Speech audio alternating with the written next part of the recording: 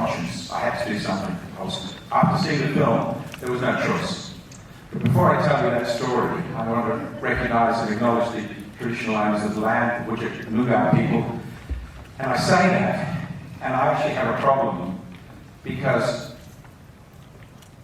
if we really, that's a platitude, if we really cared and we really respected our traditional owners of the land, we care for the land. And that's the most powerful thing that we could do. We can actually care for the land. And tonight we get an opportunity to be part of that.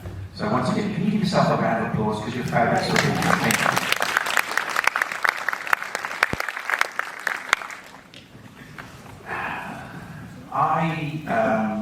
I work locally, and I invited lots of my friends, and many of you in the audience, so thank you. I did invite some people I work with, and one of the people I work with said that they couldn't come this evening because they booked a spray tan.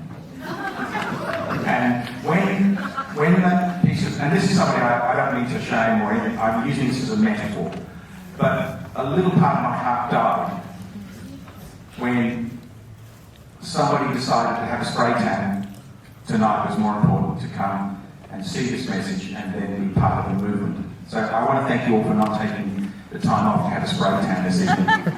I really appreciate you not having a spray tan. And my response to her was that your children will not thank you for having a spray tan. They just won't care. What happened was, my good friend here, Ray Swartz, many people know, I went to the premiere screening of this at the Backlot Theatre in North Perth, tiny theatre, and I watched the film and then had a chat with Ray, had a beer, hopped in my comfortable car, drove home to my comfortable house, sat on my comfortable couch, and something didn't feel right.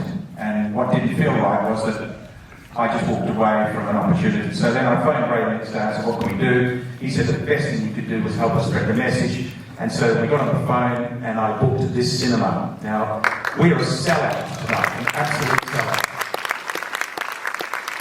And with COVID-19, this is as many people as you can get in the cinema without getting arrested.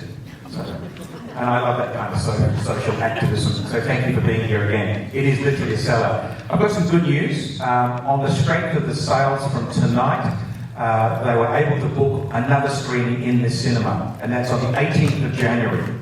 So the same film will be back here on the 18th of January. Please, as you leave, we'll give you information, but spread the word, get your friends to come. It's a really important message, and one that I found a shock.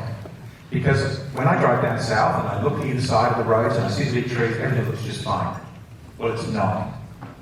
It's absolutely not fine. And it's a con, and you need to get angry, and you need to take action, which is what happened to me. And here we are today, so thanks for coming. The film will take you on, you'll have lots of emotions about the film, but ultimately it's a story of optimism. Because we will win this fight. Our case is so good that we will win this fight. It's unlosable. And so I've got a couple of people to thank. I thank my good friend here, Ray, for nagging me to death. I thank the Post newspapers for writing a great article on it.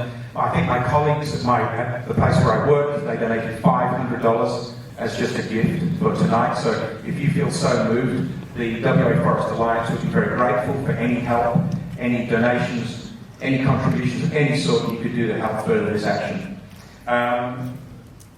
I think I've probably said enough. The film will say it all on from here. There is a question and answer session afterwards, and I hope that you get emotionally moved in the way that I did, and you're moved to action to actually do something. So I thank you again. Cheers.